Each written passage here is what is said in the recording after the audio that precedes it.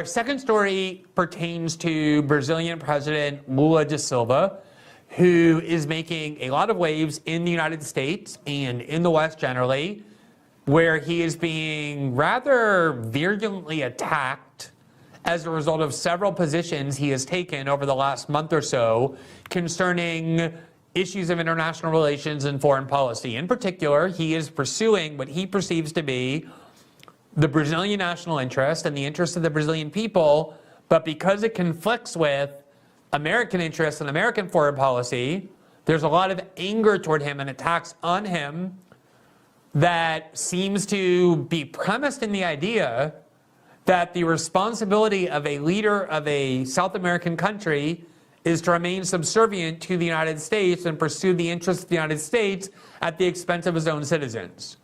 The United States has obviously had the Monroe Doctrine in place for 2 centuries that basically declares Latin America, South America to be our backyard, that we rule as sovereigns, which is extremely ironic since our fueling of the proxy war in Ukraine is based on the claim that Russia has no interest at all in what's happening right on the other side of its border in Ukraine. In fact, the most vulnerable part of its border, where Russia was twice invaded in 2 world wars in the 20th century through Ukraine by the West.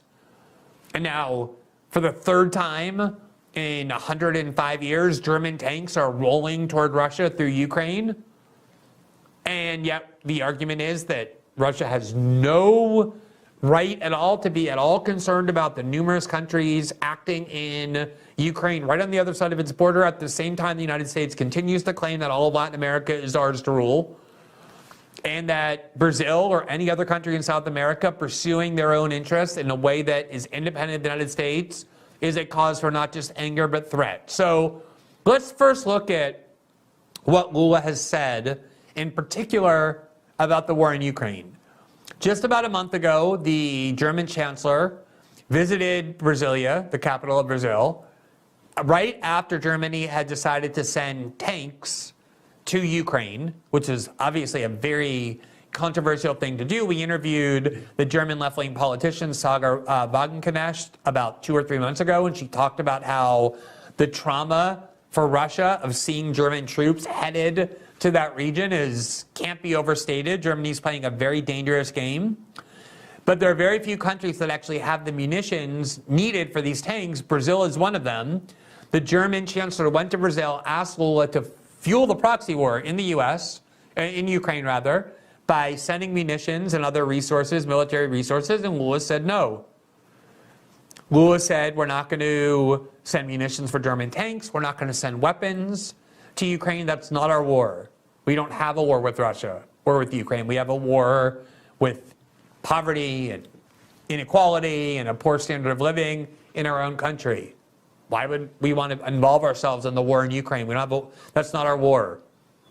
So that, to me, seems like the kind of thing I wish our leaders were saying. That's not our war. There's no reason we should involve ourselves in that. We should be using our resources for the benefit of our own citizens rather than sending $100 billion to President Zelensky and his cronies in Kiev, to a country that has long been the most corrupt in Europe. Who knows where that money is going? Remember, Rand Paul tried to simply attach auditing requirements to where that money was going, and Mitch McConnell implied he was doing the bidding of the Kremlin and blocked that appendum to the bill just to simply provide some safeguards on where the money was going. And just this week, there was an interview with the Secretary of Defense, Lloyd Austin's primary deputy, by Jon Stewart, where he asked her about the $1 trillion a year, essentially, that we send to the military, to the Pentagon, and the fact that the Pentagon has only been audited 5 times in history and has failed the audit each time. So there's all kinds of reasons to worry about where this money is going. This huge sum of money we spend on the military and are now spending in Ukraine. And they want Brazil and Lula to do the same, to send money into that black hole. And he refuses. So here he is. He just visited China, which is Brazil's largest trading partner, and has been the growth of Brazilian economic, has been really the spur of Brazilian economic growth during the first time Lula was president from 2002 to 2010. And he was asked about his posture toward the war in Ukraine, and this is what he said. Let's show the video. É preciso ter paciência para conversar com o presidente da Rússia, é preciso ter paciência para conversar com o presidente da Ucrânia, mas é preciso, sobretudo, convencer os países que estão fornecendo armas, incentivando a guerra, a pararem. Eu acho que a China tem um papel muito importante, eu continuo reiterando que a China possivelmente seja o papel mais importante. Agora, outro país importante é os Estados Unidos, ou seja, é preciso que os Estados Unidos pare de incentivar a guerra e comece a falar em paz. É preciso que a União Europeia comece a falar em paz, para a gente poder convencer o Putin e o Zelensky de que a paz interessa a todo mundo e a guerra só está interessando, por enquanto, aos dois.